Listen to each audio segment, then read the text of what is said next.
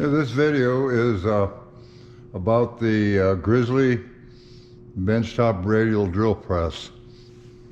It's a G7945. I bought it so I could accurately drill a hole in large diameter gears and whatever, to drill the hubs accurately. And it's supposed to have a 34-inch swing on it. So anyway, let's slide it out here, and it goes quite a ways out here. There's a 34-inch, but if you notice, the table's way too short. So I had to make an extension for the table, which I planned on doing when I bought it. I noticed the table was too short.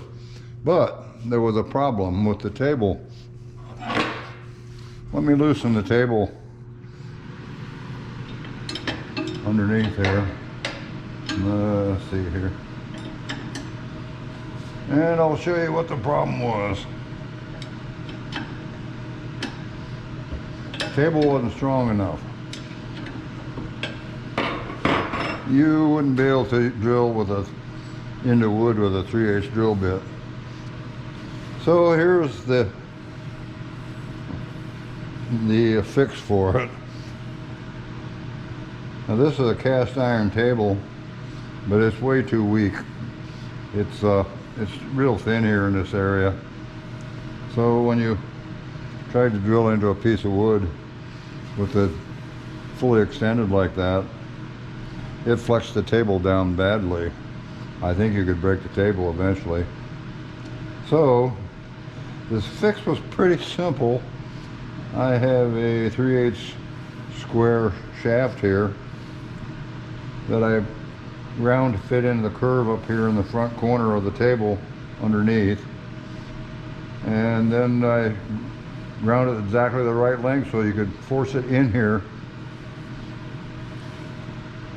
and push it down in here enough so that it was nice and tight in there. And then I put a little teeny bit of weld right here to hold it in. So that braced the table pretty well. And once I did that, it seemed to be pretty stiff again. Now, take this back up a little. Now I'd have to square it and all that to use it, but anyway, here's the extension that I made for it. It was pretty simple to put on. Need that and a wing nut and a washer underneath. Washer, and I'm probably in the way of the camera, but get the wing nut started. The wing nuts aren't very easy to start.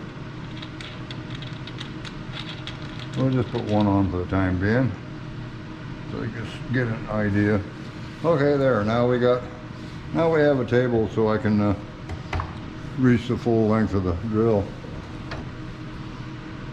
So now that works pretty well, and it doesn't flex anymore like it did. I don't think I'd drill much bigger holes than 3/4 inch with it. Maybe an inch if you did it carefully. But the main thing that I was worried about was the chuck running true. That needs to be accurate.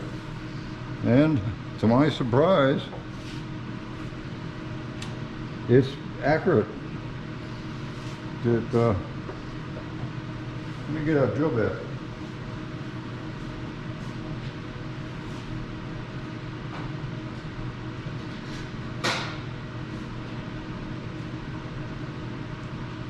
Let's put a drill in it here.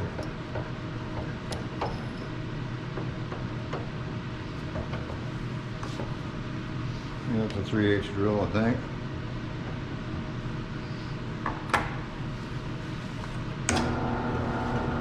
And it runs nice and true, doesn't wobble. The tip down here is just as true as can be. So that's a good thing. I was happy about that. It's only 5 speeds, I believe. 1, 2, 3, 4, 5. So the speeds aren't too adjustable. Right now it's set on the slowest speed, which works fine for what I need it for. And I don't know, the head rotates somehow. Yeah, you can rotate it like so, and you can rotate it this way. All in all, it'll serve the purpose for what I want it for.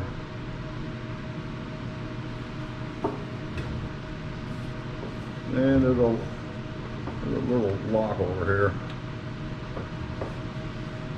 Let's see here. Can't get it to snap in though. Okay.